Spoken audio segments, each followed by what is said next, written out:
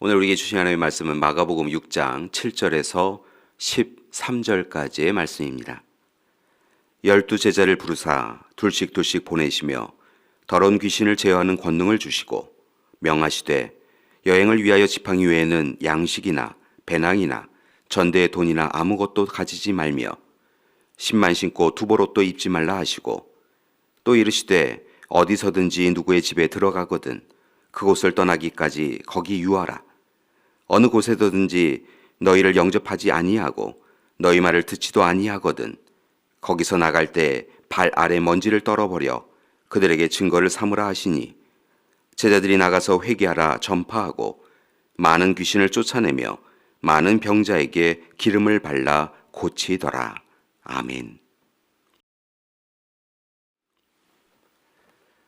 오늘 말씀은 예수님께서 제자들을 세상으로 파송하신 사건을 기록하고 있습니다.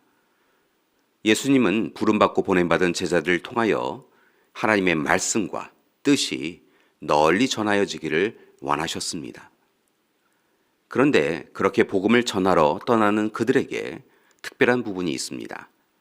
그것은 그들의 복장과 관련된 것인데 예수님께서는 복장을 최소한 간편하게 하라고 하십니다.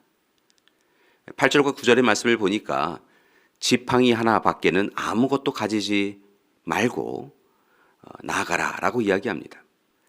전대에 동전도 넣어가지 말고 다만 신발은 신되 두벌옷을 가지지 말라라고 이렇게 이야기하십니다. 그러니까 제자들은 신발 신고 옷 한 벌에 지팡이 하나 들고 가야 하는 것입니다. 결국 현재 입은 것을 제외하고는 아무것도 가지고 가지 말라라고 명령하신 것입니다. 그것은 하나님만을 온전히 믿고 떠나라라고 하는 말씀입니다. 모든 것이 안전하게 보장된 후에 떠나는 것이 아니라 먼저 믿고 그 후에 떠나라라는 말씀입니다. 이제 예수님께서는 제자들에게 한 가지를 더 당부하고 있으십니다. 그것은 어느 집에 가든지 그 집에서 환영하면 머물고 환영을 받지 못하면 떠나라라고 하십니다. 이것은 환대받으면 그곳으로 만족하며 그곳에 머물고 더 좋은 집을 찾지 말라는 말씀입니다. 반대로 호의를 베풀지 않아도 상처받지 말라는 것입니다. 다만 먼지를 털고 길을 떠나라고 하십니다. 그것이 바로 예수님이 제자들에게 명령하신 말씀이지요. 그런데 여러분, 오늘 말씀에는 한 가지 숨겨진 부분이 더 있습니다.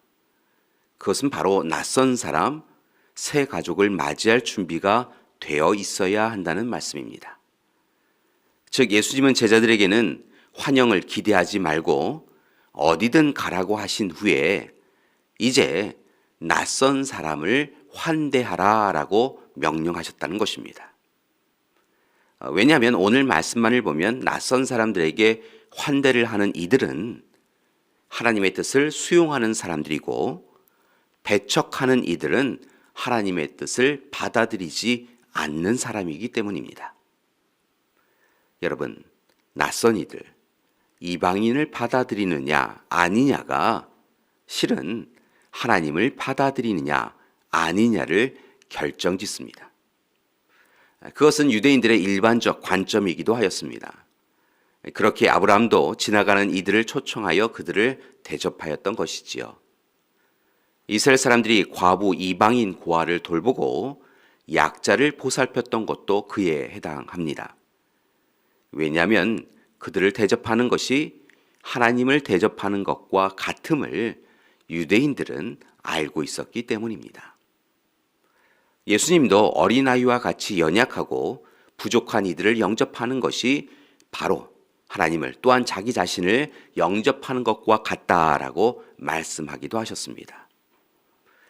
그래서 제자와 백성들에게 병자, 약자, 아픈 자를 누구보다 우선적으로 돌보고 살피라라고 말씀하십니다. 실제로 예수님 세리와 죄인의 집에 주저함 없이 찾아가셨을 뿐만 아니라 또한 병자와 죄인이 자신에게 오는 것을 용납하고 받아들이고 고쳐 주셨습니다.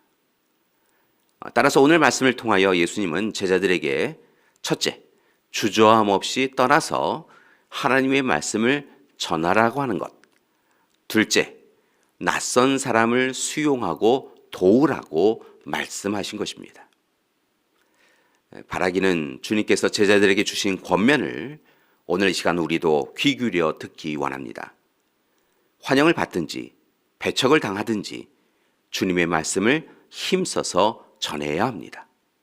또한 낯선 사람을 늘 따스하게 수용하고 받아들이고 그의 입장에서 보살피기 원합니다. 지금 이 시기 그 어느 때보다 복음을 전하는 것이 쉽지 않은 시기입니다. 그러나 낙심하지 마시고 하나님의 말씀을 전하시기 원합니다.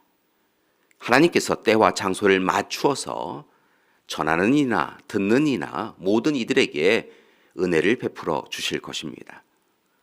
또한 하나님의 사람을 받아들이고 순종하며 살아가는 사람들을 통하여 놀라운 은혜를 우리에게 베풀어 주실 것입니다.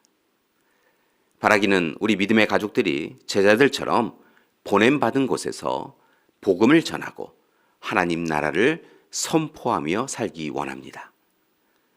전할 수 있을 때 전하고 전하기 어려울 때 또한 전하며 살기 원합니다. 말씀으로, 삶으로 하나님의 사랑을 세상에 나아가 전하며 사는 우리 믿음의 가족들 되기를 소망합니다. 특별히 하나님이 품으신 한 생명을 품고 이 시간 기도하는 우리가 되기 원합니다. 하나님의 복음을 지혜롭게 힘써서 전하기 원합니다. 또한 하나님의 사랑의 말씀을 귀 기울여 듣고 행하는 우리가 되기 원합니다.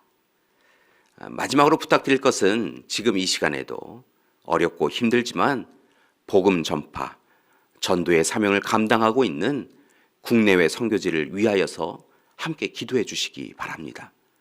선교사님들을 위하여 정말 힘써서 기도해 주시기 바랍니다. 그때 하나님께서 우리에게 더욱 놀라운 은혜를 베풀어 주시고 생명 살림의 귀한 역사를 이루어 주실 줄 믿습니다. 오늘도 땅끝까지 이르러 증인의 사명을 감당하는 우리가 되기를 간절히 기도드립니다. 함께 기도하시겠습니다. 사랑의 하나님, 우리를 부르시고 보내어 주시니 감사드립니다. 이제 맡기신 사역을 잘 감당해가는 우리 되게 하여 주시옵소서. 특별히 이 시간 간절히 기도하는 것은 하나님, 국내와 해외에 보내임을 받은 우리 귀하신 선교사님들에게 함께하여 주셔서 은혜 가운데 붙잡아 주시옵시고 영육의 강건함 더하여 주시옵시고 하나님, 선교지의 귀한 생명 살림의 역사가 날마다 풍성히 이루어질 수 있도록 인도하여 주시옵소서. 이제는 우리 주 예수 그리스도의 은혜와 하나님의 사랑하심과 성령님의 돌보시고 이끄시는 귀한 역사가 오늘 이 시간 복음의 증인으로 부름받음에 기뻐하며 힘써서 땅끝까지 복음을 전하는 사명을 감당하겠습니다 결단하고 다짐하는 우리 믿음의 가족들 위해 지금부터 영원토록 함께 하시기를 간절히 축원하옵나이다. 아멘.